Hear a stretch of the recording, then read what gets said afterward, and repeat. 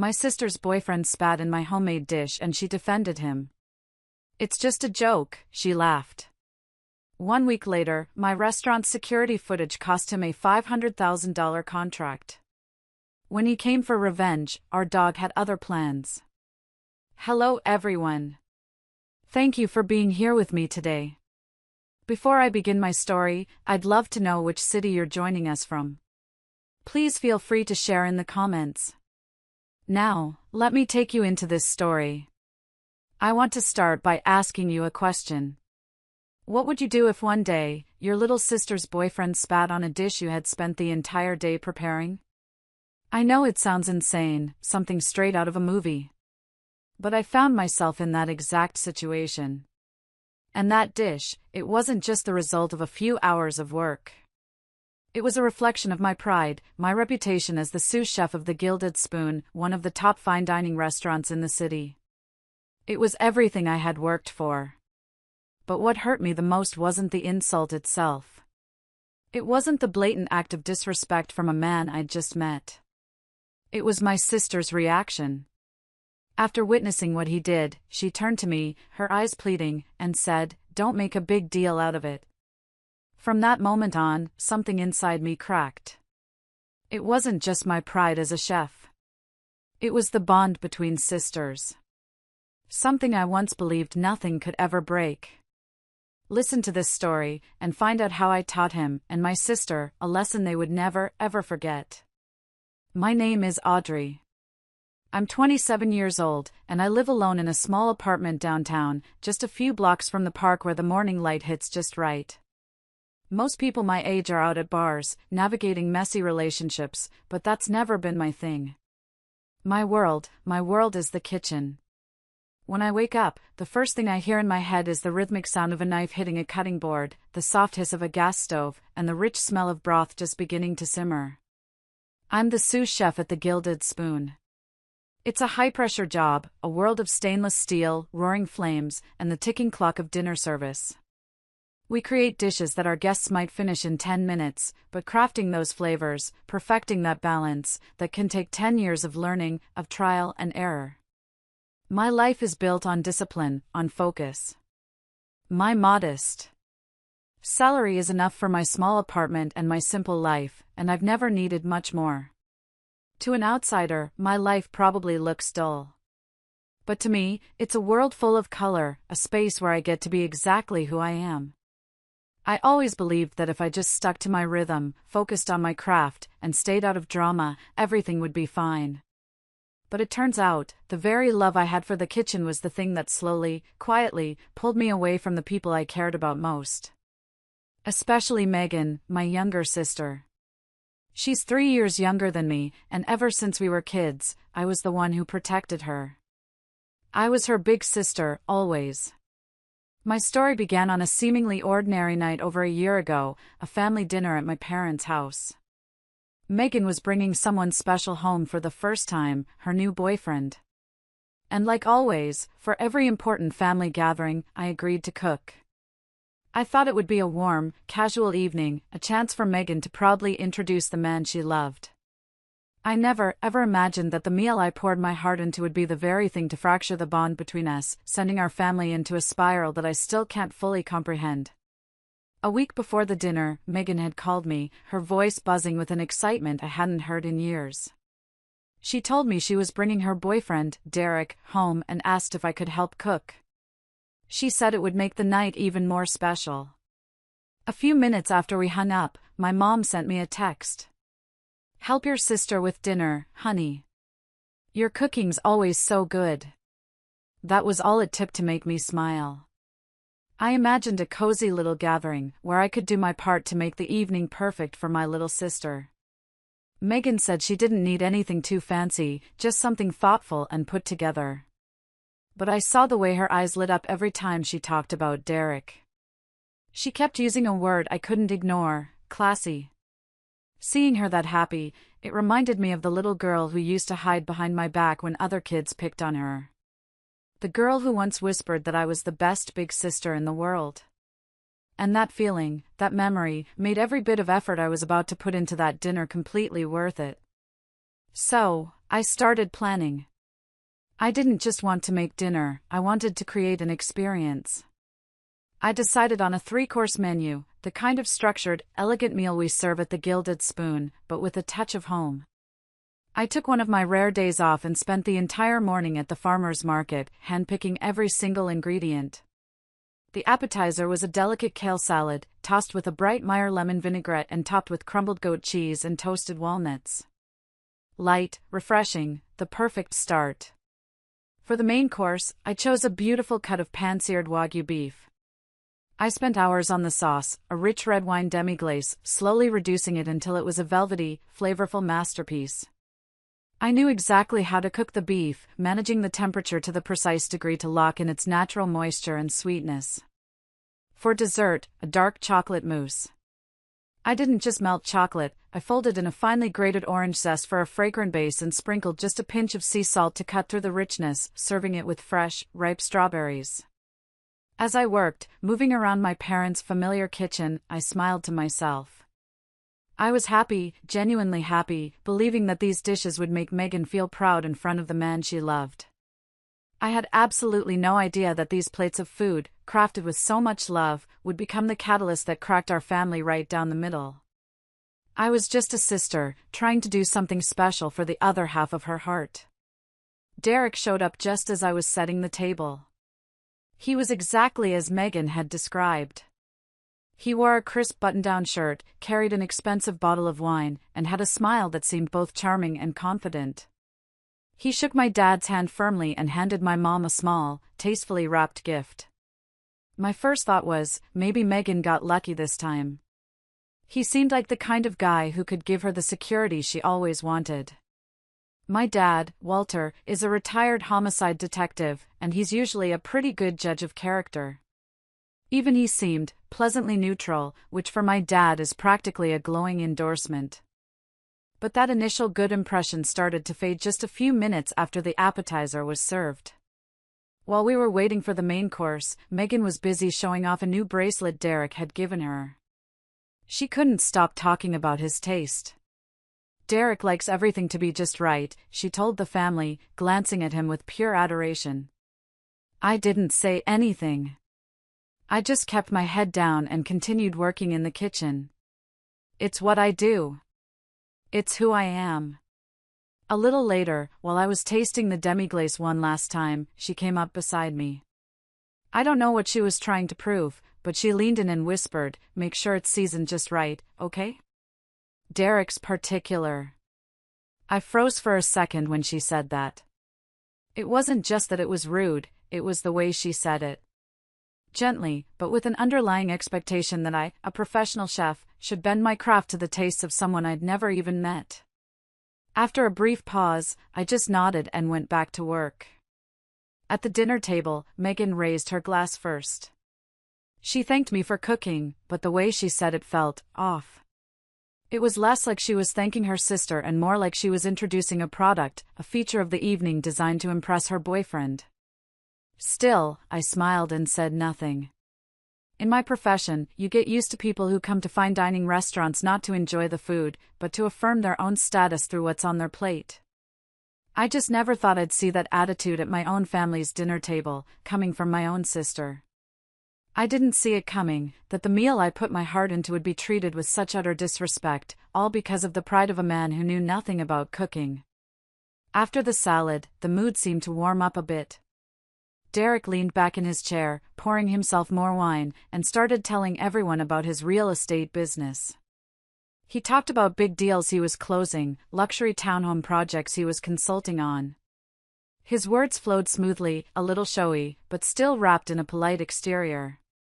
As he spoke, Megan just gazed at him, her eyes gleaming as if she could see their entire future unfolding in his every word. My parents just smiled and nodded along. I couldn't tell if they were genuinely impressed or just being polite for their daughter's sake.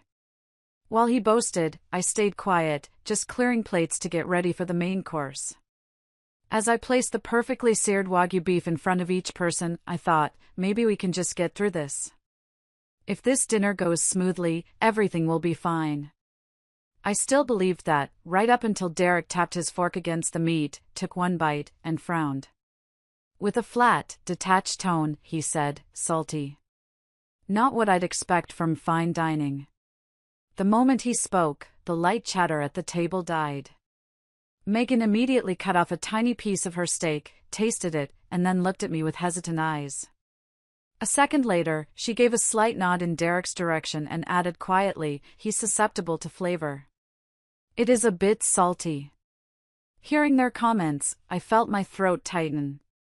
It wasn't just about the dish, it was how they dismissed all of my work with just a few careless words. But I kept my composure.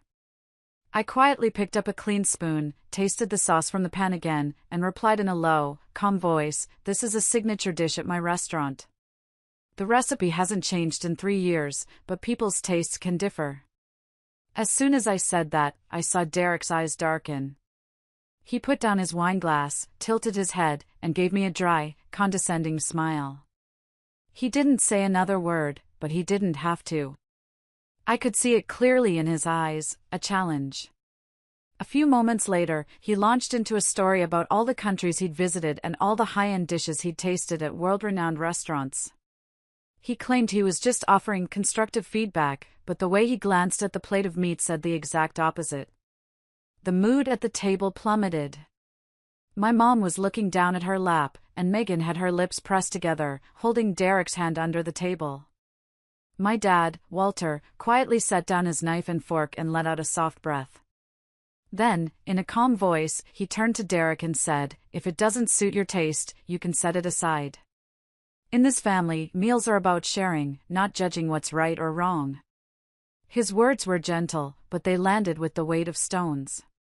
It was a clear, unmistakable signal to Derek that he had just crossed a line. Megan, sensing the tension, leaned in and whispered to Derek, just loud enough for me to hear, "Just eat it, okay?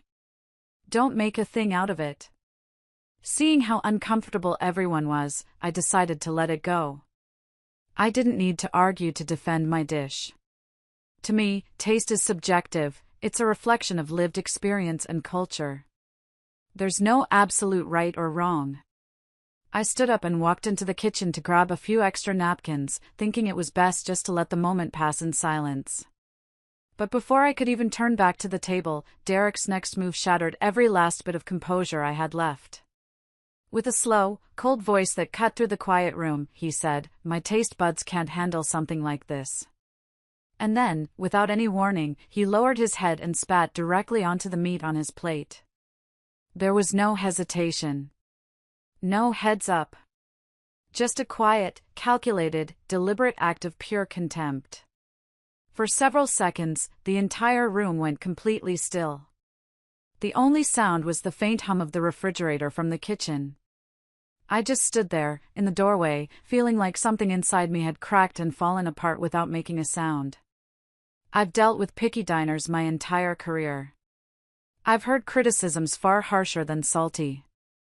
But never, not once in my life, had anyone ever done something like that to my food. What Derek did wasn't about taste anymore. It wasn't about feedback. It was about humiliation. It wasn't just an insult to the dish, it was an insult to who I am.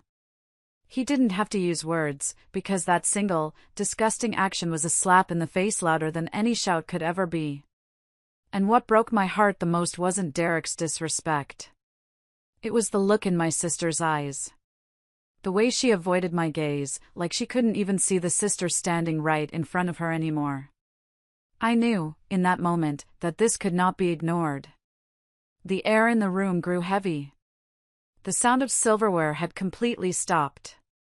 I felt a hot flush crawl up my neck. My hands, which were steady just moments before, were now clenched into tight fists at my sides. I took a step forward, my eyes locked on Derek, and I asked him, my voice dangerously low, "What the hell do you think you're doing?" Immediately, Megan shot up from her seat, her face flushed with embarrassment and panic. In a sharp, frantic voice, she blurted out, "Stop it, Audrey. Don't make a big deal out of this." My mom jumped in too, her voice soft, almost pleading. "He's your sister's guest. Can't you just let it go?" I turned to look at my mother, and the look in my eyes wasn't that of a daughter asking for support. It was the look of a woman who couldn't understand why something so fundamentally wrong was being excused. Ever since Megan was born, I'd been the one to hold back, to stay quiet, to keep the peace in this house. But if my sister brought home a boyfriend who would do something like that, at our family dinner table, in front of our parents, then this was no longer just her business. And I couldn't pretend it didn't matter. My blood was boiling.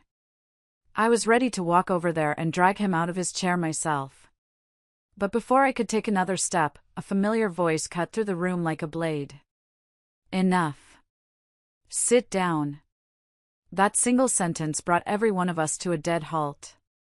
I immediately sat back down, my eyes turning toward the head of the table. It was my father, Walter. A man who spent 30 years as a homicide detective with the city police department. He was never the type to raise his voice or flaunt his authority. He was firm, composed, and always a listener. But when he spoke with that tone, nobody dared to argue. After the tension in the room had cooled just a fraction, my dad turned to Megan. He asked her calmly, was there something wrong with the food? Megan kept her head down, mumbling quietly, maybe it's just a matter of taste. Without saying another word, my dad looked over at Derek, but his gaze had shifted. It was no longer soft. It was sharp, like he was stripping away that expensive suit jacket and staring straight through to the man underneath. In a slow, clear voice, he asked, do you always go around making people feel small like that? The question landed like cold steel on the dinner table. Derek frowned. The polished mask he'd been wearing all evening began to crack. His face twisted with a flicker of anger, the kind that comes from someone who isn't used to being confronted. With a bitter, unfiltered tone, Derek snapped back, are you threatening me? My dad didn't flinch. His face remained calm, his eyes locked on Derek's, reading every flicker of reaction. Then, with that same steady tone, he replied, I'm just telling the truth. If you can't handle that, feel free to get up and walk out. The moment he finished speaking, Megan jumped in, her voice trembling. Dad, please don't do this. He's my boyfriend. My dad turned to her. He didn't yell. He didn't raise his voice. But the look in his eyes silenced the entire room. And then, in a low, heavy voice, like a hammer hitting the table, he said, you shut your mouth. Megan froze. I saw her hand tighten on the edge of the table, her knuckles turning white. This time, she didn't talk back. Maybe she finally realized our father wasn't playing games. Unlike Megan, Derek had no intention of staying. He stood up, pushing his chair back with a deliberately loud scrape. With a face that no longer bothered to hide his contempt, he turned and walked toward the door. But just before stepping out, he paused, looked back at all of us, and tossed out a line dripping with disdain. This family is a joke. My dad didn't even look at him as he walked away. Instead, he said, his voice low but carrying across the room, you say one more word, and I'll personally kick your ass out of this house. His voice was so cold, I swear the windows trembled for a second. Derek froze for a beat, then quickly walked out, his footsteps echoing in the heavy silence. As soon as he was gone, Megan panicked. I saw her body lurch toward the door on pure instinct.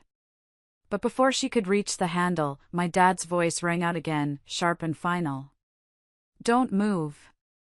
You step out that door, don't bother coming back. Megan froze in place, her shoulders trembling. One hand flew up to cover her mouth, her eyes locked on the half-open door. But this time, she didn't take another step. The atmosphere in our living room collapsed into a thick, suffocating silence. My dad remained in his seat, his expression unreadable.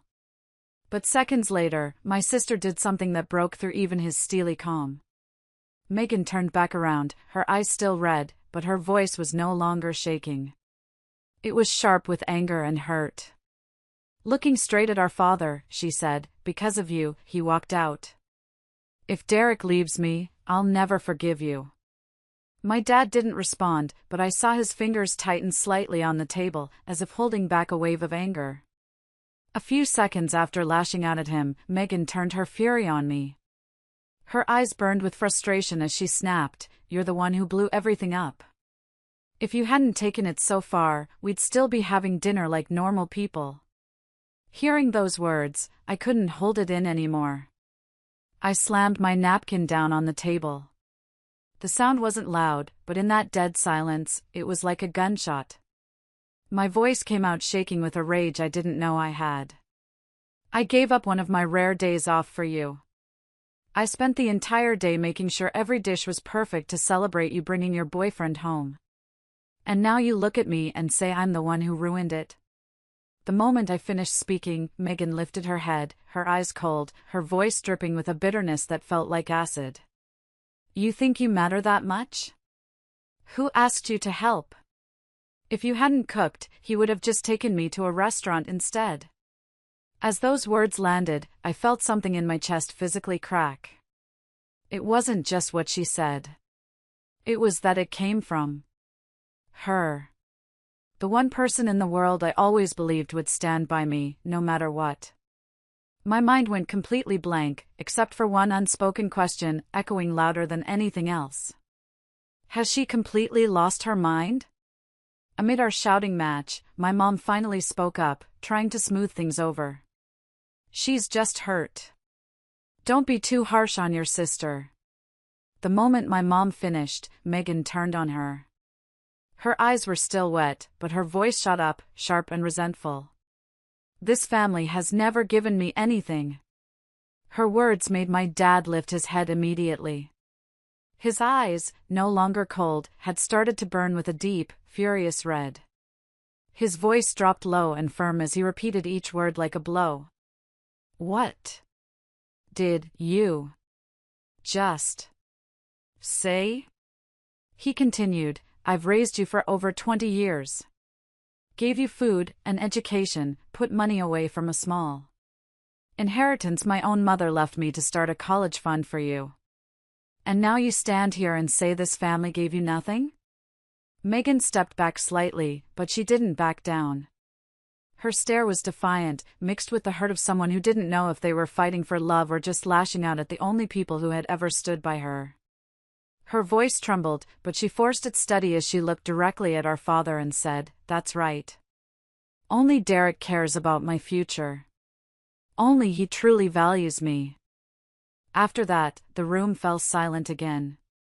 There was nothing left to say. A long moment passed. Then my dad slowly stood up. He didn't look at Megan. He didn't glance at me. Without a word, he quietly pushed his chair back and said, "Then let me show you what it feels like to be given nothing."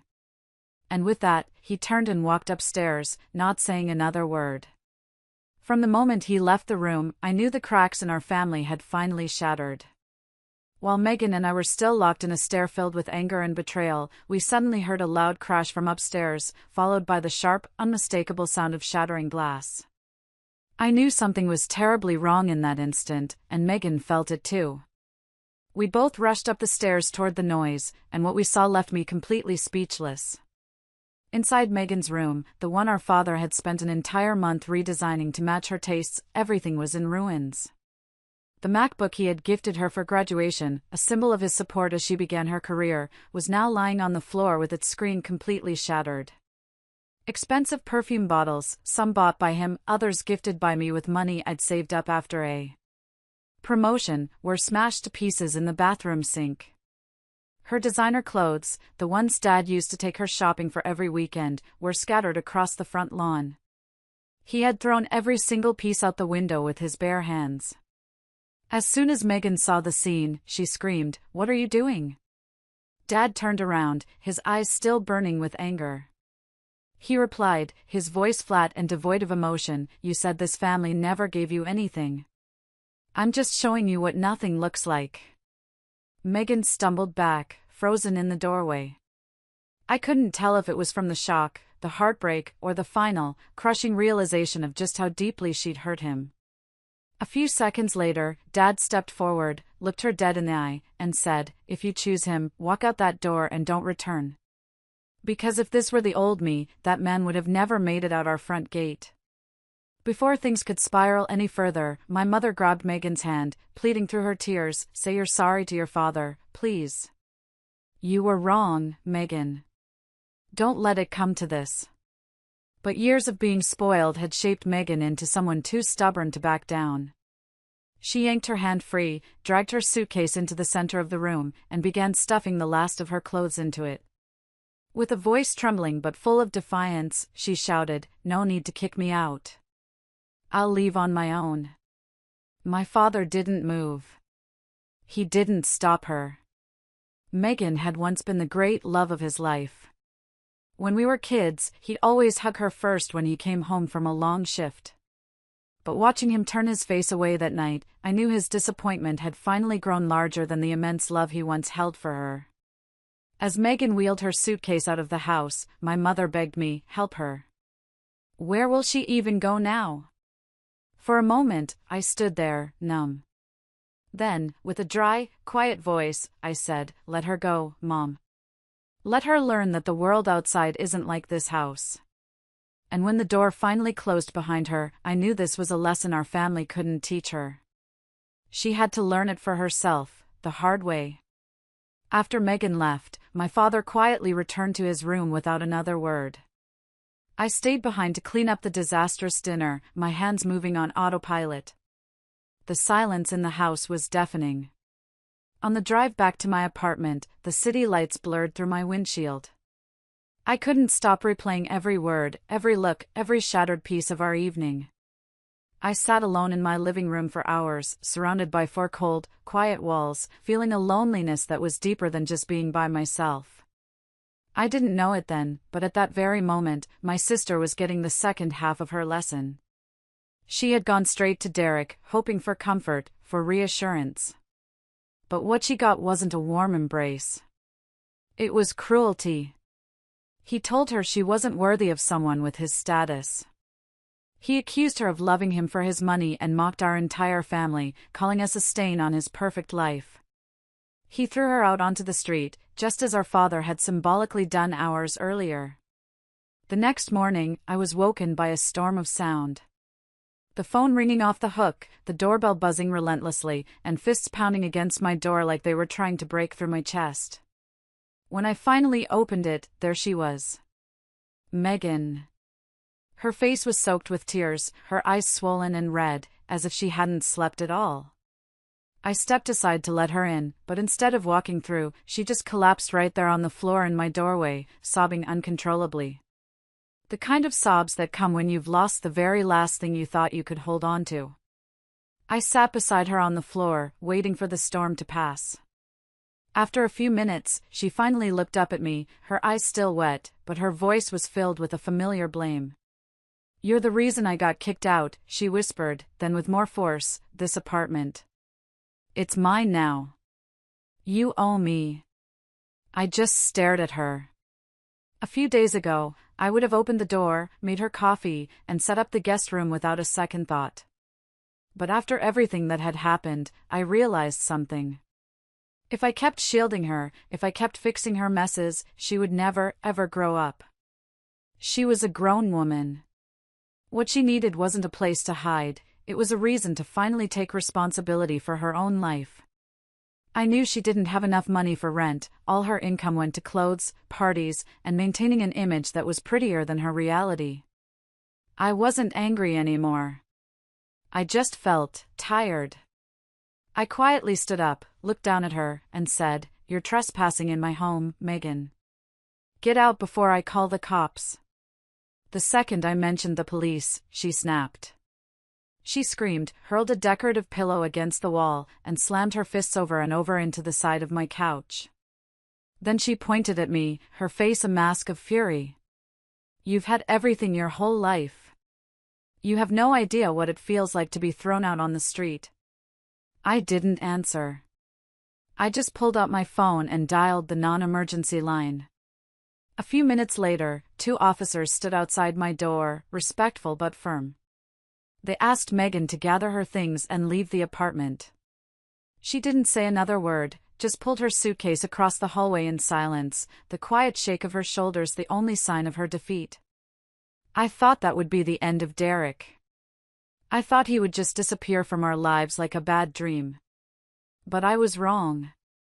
Just 1 week later, while my father was still sitting silently for hours in the living room and my mother was still calling me every day asking about Megan, he showed up. Not at my home. Not at my parents' house. He showed up right where I worked, sitting at a white linen table at the Gilded Spoon, a glass of wine in his hand. That evening, we were hosting a VIP group. On the reservation list, Ms. Evelyn Reed, a well-known investment executive, accompanied by a few of her associates. I was buried in the chaos of dinner service and barely glanced at the guests.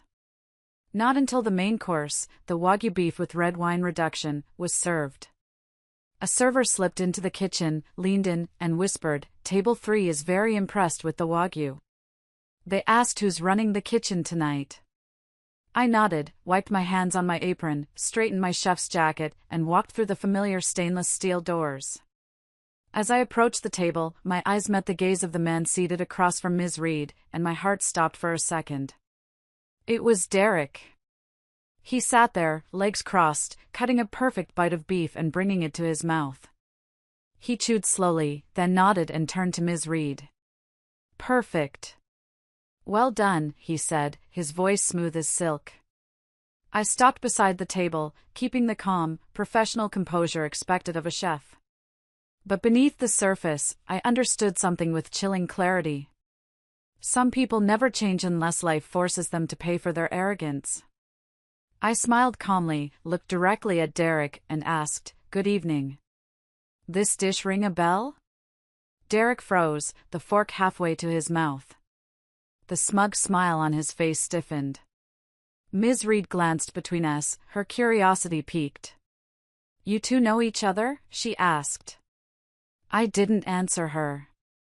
I just excused myself, walked back to the locker room, and pulled out my phone. Then, I returned to the table. My hands were perfectly steady as I opened a video I had saved from that terrible night. I had propped my phone up in the kitchen to record myself putting the finishing touches on the plates, wanting to capture the moment for Megan. I had forgotten about it until later that night when I realized I had accidentally recorded the entire, ugly scene at the dinner table. Frame by frame, I had evidence of what he did. I hadn't saved it for revenge. I saved it as a reminder to myself that if you don't remember what happened, the world has a way of pretending it never did. But tonight, it would finally matter.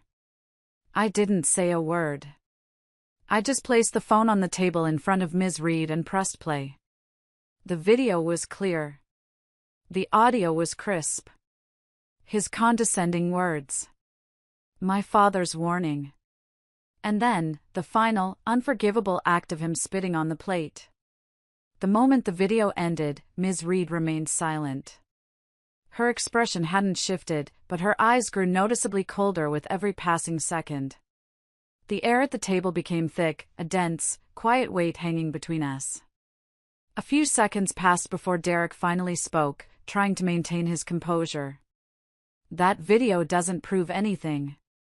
It could have been edited. She's just trying to slander me for personal reasons." I just looked at him, my gaze steady, and replied in a low, even voice, "If needed, I can call the police and my father, a retired detective, to verify its authenticity. Then the truth will speak louder than any of your excuses." The moment I mentioned the police, Derek flinched. He turned to Ms. Reed, trying to force a smile. "This is a personal matter." "It doesn't affect our work," he said, his voice strained. The silence hovered over the table for another long moment. I could feel my heart pounding in my chest. I looked at Derek, and for the first time, I saw genuine panic in his eyes. The cool, confident mask was gone.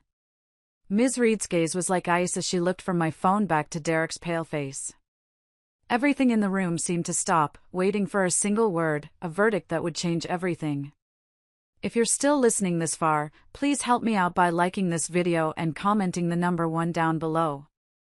It lets me know you've given me a like, and it tells me that you're with me on this journey. Your support is a huge encouragement for me. Please, comment with the number 1, and then listen to how my story continues. Finally, Ms. Reed gently placed her napkin on the table. She looked up, and this time, her gaze was razor-sharp. She spoke slowly and clearly, not to me, but directly to Derek. "You're wrong," she said. "To me, a dish reflects the character of the person behind it, and the character of the person enjoying it. Anyone who disrespects that craft has no place on my team." And then, with no hesitation, she turned fully to Derek. Her voice was no longer polite. Every word was precise. "Final. As of tomorrow, your contract is terminated for gross misconduct and ethical violations. You can have your lawyer contact our legal department to discuss the terms. We are done here." Derek froze, his mouth slightly open. He looked like he wanted to protest, but before he could, I looked straight at him and said, "Taste can be trained. Character, not everyone learns that." I didn't stay to see what happened next. I simply turned and strolled back toward my kitchen, the sounds of my world, the crackling of flames, the clang of pans, welcoming me back. Behind me, no one said another word. Some truths don't need to be shouted. You just play them, and let them speak for themselves. That night, when I got back to my apartment, it was already late. I was changing out of my uniform when the phone rang. It was Megan. Her voice was hoarse, probably from days of crying and not sleeping. But what made me stand still was the long, heavy silence between her words. She said she'd had a lot of time to think. She said she wanted to come home. And then, after a few seconds of hesitation, she spoke in a small, broken voice. "Can you come pick me up?" I didn't ask any questions. I didn't need an explanation. I just replied with a single, quiet sentence. "I'll come in the morning." I knew it was time. It was time for Megan to face what she'd spent years avoiding. And it was time for our family to open the door again, not with anger, but with the kind of love that had been wounded, yet never truly left. The next morning, when I arrived, Megan was already waiting outside her friend's house. The moment she saw my car, she rushed over, tears pouring down her face. She didn't say much. She just broke down and held onto me like she was afraid that if she let go, the whole world would collapse again. Through her sobs, she kept repeating, "I was so scared you wouldn't show up." I didn't respond. I just gently ruffled her hair, the way I used to when we were kids, and opened the car door for her. Looking at her pale face and noticeably thinner frame, I knew the past 10 days had taught her more than our family ever could have. As my car turned into the narrow street leading to my parents' house, I saw my father, Walter, sitting on the wooden chair on the front porch. He just sat there silently, his eyes fixed on the gate. My mother came out too, a dish towel still in her hand. They didn't say a word. They just stood there, waiting, the way they always had. Megan stepped out of the car, walked into the yard, and ran straight to my mother, throwing herself into her arms like a little girl, sobbing, "Mom, I'm sorry. I was wrong. I'm so sorry." My mother just held her, gently rocking her back and forth. My father stepped closer and placed a firm, steady hand on Megan's shoulder. No words were spoken, but in that quiet squeeze, I knew our family was coming back together. We hadn't even been inside for 30 minutes when a loud noise exploded from the front gate. The screech of tires, a slammed car door, and then a furious voice echoed through the street. "Audrey, you son of a... You ruined my life. $500,000, gone because of your filthy little stunt." It was Derek.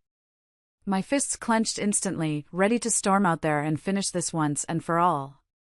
But before I could even take a step, a sharp, commanding whistle cut through the air. It was my father. Right after it, Buddy, the German shepherd my father had raised during his days on the force, came charging out from the side of the house. He didn't bark. He didn't growl. He just sprinted toward the gate with the unwavering focus of a trained sentinel. My father never took his eyes off Derek. His voice was calm and flat as he looked down at Buddy and said, "Do your job, Buddy." Buddy understood instantly. He didn't attack. He just positioned himself right beside Derek's legs and let out a low, rumbling growl from deep in his chest. That alone was enough. Derek stumbled backward, tripping over the grass.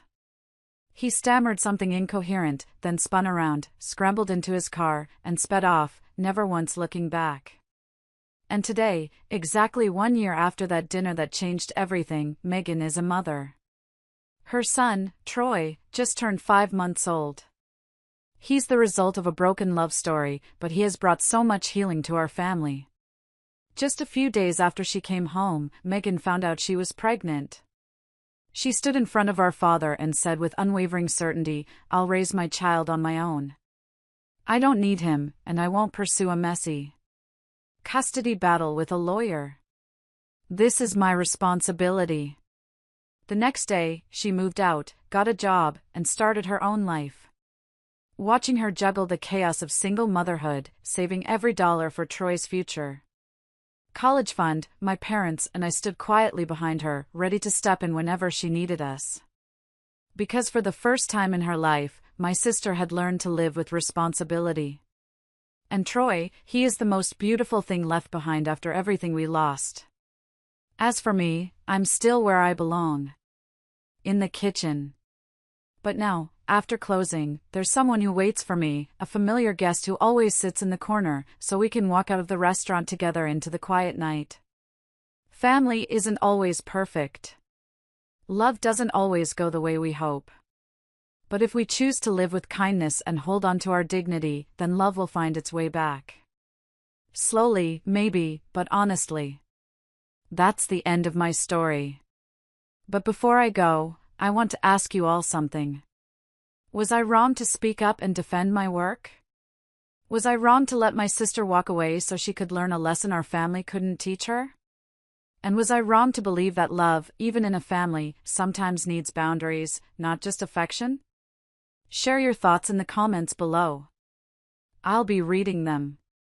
Thank you so much for listening.